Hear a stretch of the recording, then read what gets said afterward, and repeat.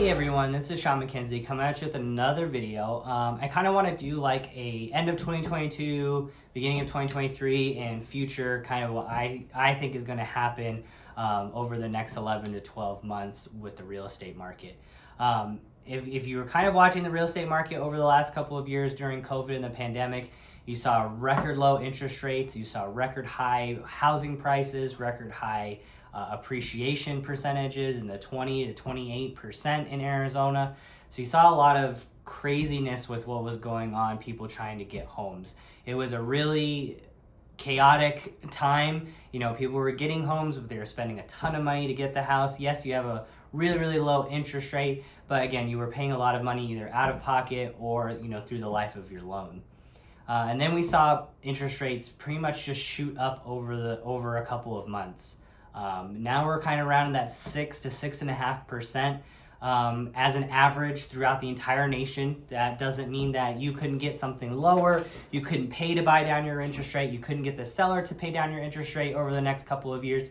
But that's just what we're seeing on average. I believe on the taping of this video, as I looked at it this morning, we are on average throughout the nation at 6.14 for a 30-year fixed interest rate. We are starting to see it come down a little bit at the beginning of the year. Hopefully that's a good trend that's going to happen over the next couple of months, which a lot of people are predicting.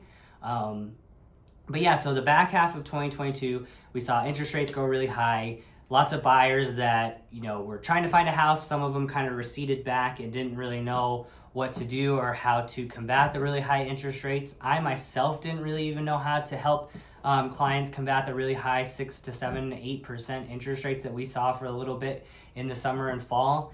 But there are programs out there. There are ways to go around it. There's a 2-1 buy down. There's the 3-2-1 buy down. You can get enough money from the seller to permanently buy down your interest rate. There's a lot of ways that we can do things now. And I think for the foreseeable future this year, that's going to really help, you know, buyers and sellers. You know, I think we're in a pretty kind of balanced market. Some markets, we are starting to see an uptick in it coming back into a seller's market. We've seen a decrease in inventory over the last couple of months. So there's less homes out there than there were previously. But I do think that we're going to kind of see this trend of sellers helping out buyers with the interest rate or closing costs for the foreseeable future. I think that if interest rates get back into the 5.5%, the low fives, maybe into the high fours, who knows? I don't have a crystal ball to tell you exactly what's going to happen. I can just speculate. I think we are in a good spot now, as they did predict we were going to be at 8 or 9% at the beginning of the year, and here we are in the low 6% on average. So I think that for 2023, I think we're going to kind of steady out from what we saw in 2022. I think we're going to get back to a pre-pandemic market, which I know a lot of people talk about. Oh, we're coming into pre-pandemic. A lot of people don't know that this is normal, how things are going and what's happening. I do think it is normal that of what we're seeing, higher inventories compared to the pandemic.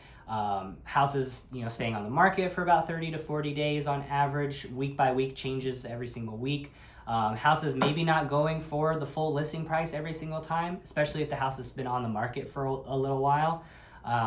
So I just think that we're just going to kind of continue to see this trend. I think that it changes if we go really high in interest rates. I think demand is just going to stop almost altogether, and we're not going to see really many homes being sold, and that average days on market is just going to go through the roof to either 60 or 90 days.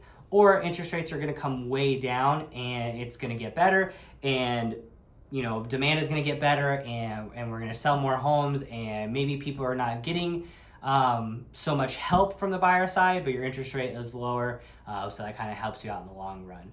But I just kind of see it kind of steadying out and kind of sticking this way for a little while. I'm really hoping, and I'm just seeing from everybody that I look at and watch and listen to on either Instagram or on their videos that they put out, I do think that in the next few months we are going to see another downtick in the interest rates. I think I'm hoping we're going to be around like the 5.75 area and kind of stick there for a few months. But again, I cannot predict what's going to happen. I am definitely not someone that knows exactly what's going to happen. I'm just giving you my perspective of the research that I'm doing and what I'm seeing in my industry as a real estate agent.